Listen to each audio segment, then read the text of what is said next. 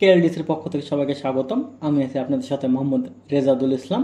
আজ হচ্ছে আমাদের বেসিকের 13 নম্বর ক্লাস, কোরআন পরিধানের একক নিয়ে।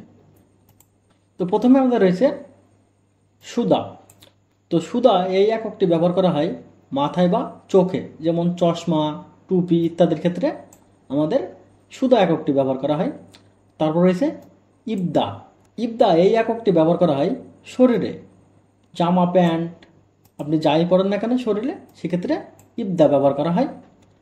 তারপর রয়েছে কিদা। এটি ব্যবহার করা হয় হাতে, যেমন হাত মোজা, আংটি ইত্যাদির ক্ষেত্রে আমাদের এই কিদা ব্যবহার করা হয়।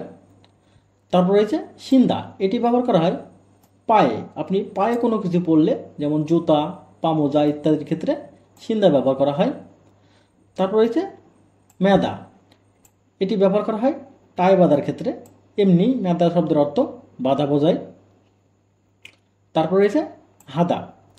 এটি ব্যবহার করা হয় গলায় কোনো কিছু পরলে, যেমন মাফলার, ওড়না ইত্যাদি ক্ষেত্রে হাদা ব্যবহার করা হয়।